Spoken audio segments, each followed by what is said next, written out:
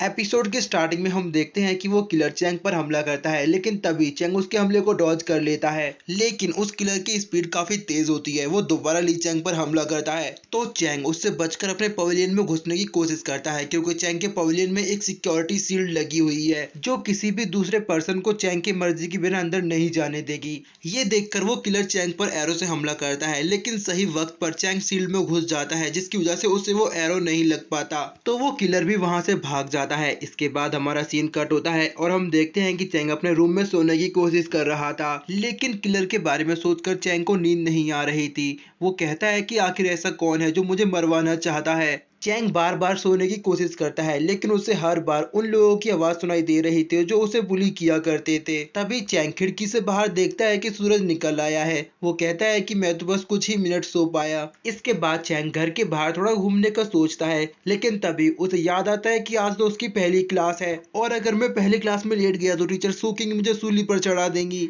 Chang जल्दी से भागते हुए अकेडमी पहुंचता है, लेकिन वहां पहुंचकर वो देखता है कि वहां कोई भी नहीं है और तभी उसे याद आता है कि टीचर ने सभी डिसाइपल से एकेडमी के पीछे पहाड़ों में आने को कहा था, क्योंकि आज ही उन लोगों को मॉन्स्टर हंट करना है। चैंग ये सब सोच ही रहा था कि तभी टिया पीछे से उसे आवाज देती है और वो कहती है कि मुझे लगा ही था कि तुम भूल जाओगे।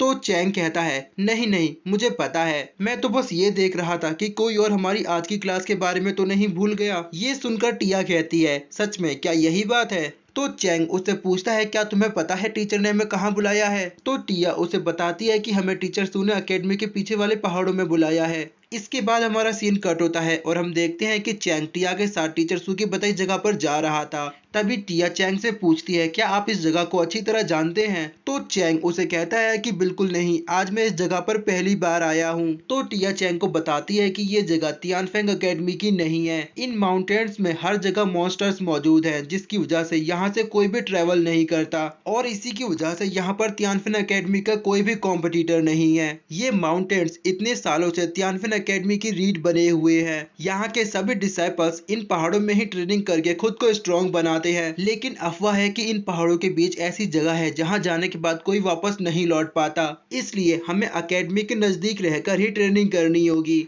इसके बाद हमारा सीन कट होता है और हम देखते हैं कि टिया और चैंग दोनों टीचर सू के पास आ जाते हैं। टीचर सू चैंग का कान पकड़कर खींचती हैं और कहती हैं कि तुम पूरी क्लास के लीडर हो और तुम आज इतना लेट आ रहे हो। चैंग टीचर सू से कहता है, मेरी बात सुनिए, मैं आपको समझाता हूँ। कल रात जब मैं अपने वेपन्स को लेकर देर रात अपने घर पहुंचा तो वहाँ एक किलर ने मुझ पर हमला किया था, जिसकी वजह से मैं पूरी रात नहीं सो पाया। चैंग की ये बात सुनकर वहाँ खड़े डिसाइपल्स कहते हैं, लगता है कि आज ये कोई मांगा पढ़कर आया है। तभी दूसरा डिसाइपल कहता है, क्या इसे और अच्छा कोई बहाना नहीं मिल पाया? सभी डिसाइपल्स चैंग के ऊपर हंसने लगते हैं। तभी टीचर सू दोबारा चैंग का कान खींचती हैं और कहती हैं, अच्छा तो तुम कल रात मरने वाले थे? तुम्हें अपनी टीचर से इतना बड़ा झूठ कहते हुए जरा भी शर्म नहीं आई? चैंग टीचर से कहता है, मुझे छोड़िए, दर्द हो रहा है, मैंने जो भी कहा वो सब सच है। तभी वहाँ एक और टीचर आते हैं और कहते हैं कि इतना शोर क्यों कर रहे हो? उनका नाम टीचर जू होता है। उनकी ये बात सुनकर सभी डिसाइपल्स टीचर जू को देखने लगते हैं, जिससे इरिटेट होकर टीचर जू कहते हैं, तुम सभी मुझे इस तरह क्यों घूर रहे हो?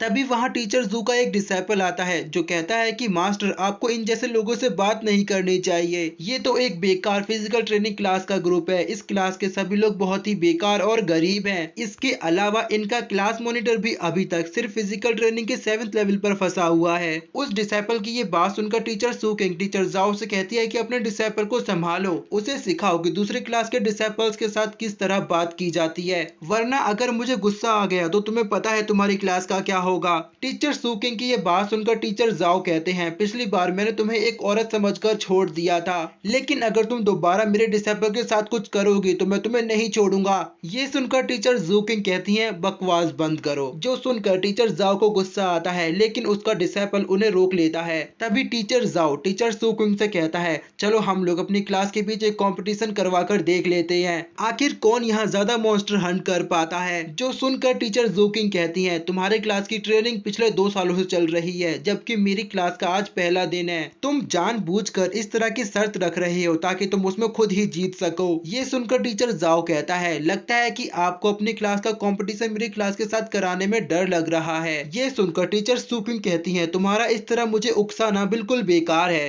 कंपटीशन तो बराबरी वाले लोगों के बीच होता है, यहाँ तो तुम्हारे पास 2 साल की ट्रेनिंग का एडवांटेज है।